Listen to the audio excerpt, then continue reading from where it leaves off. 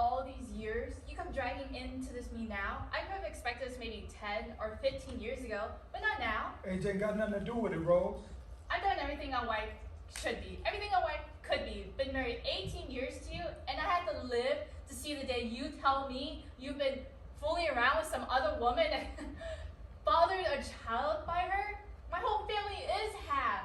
You know I never want to know half nothing family. Everybody's got different fathers and mothers. My 2 brothers and sisters. I never wanted that for none of my children. Stop it now. You ought to know. It's time for you to know. Well, I don't want to know, goddammit.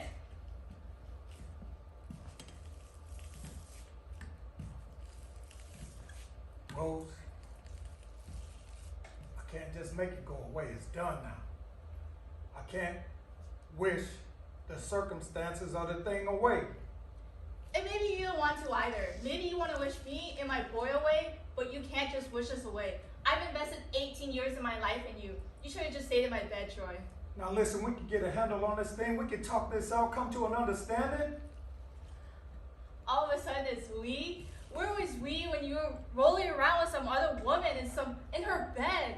We should have come to an understanding before you start making a fool of yourself. You're a day late and $1 short when it comes to an understanding with me. It's just, she gives me a different idea, a different understanding about myself.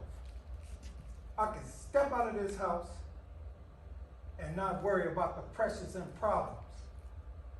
Be a different man. I ain't gotta worry about how I'm gonna get the roof fixed or pay the bills. I can just be a part of myself that I've never been before. What I want to know is, do you plan on continuing to see her? That's all you can say right now. I can sit up in her house and I can laugh. I can laugh out loud and it feels good. It reaches all the way down to the bottom of my shoes, Rose. I can't give that up. If she's a better woman than me, maybe you ought to be down there with her.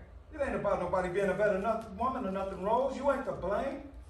A man couldn't ask the woman to be a better wife than you've been. I'm responsible for it. I locked myself into a pattern of trying to take care of you all that I forgot about myself. What the hell was I there for? That was my job, not somebody else's. Rose, I've been trying all my life to live decent, to live a clean, hard, useful life.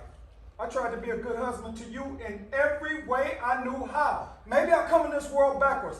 I don't know, but you're born with 2 strikes on you before you come to the plate. You gotta guard it closely, always looking for the curveball on the inside corner. You can't afford to let none get past you. You can't afford to cause strike. If you're going down swinging.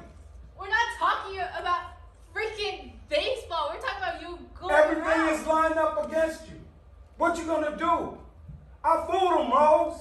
I bunted. When I found you and Corey and a halfway decent job, I was safe. Couldn't nothing touch me. I wasn't gonna get that 3rd strike. I wasn't going back to the penitentiary. I wasn't gonna be laying up in the streets with a bottle of wine. I was safe. You should have stayed in my bed, Troy.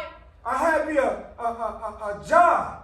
I was standing on first base, looking for one of those boys to get me in, to knock me home, and then I saw that gal, and she straightened up my backbone.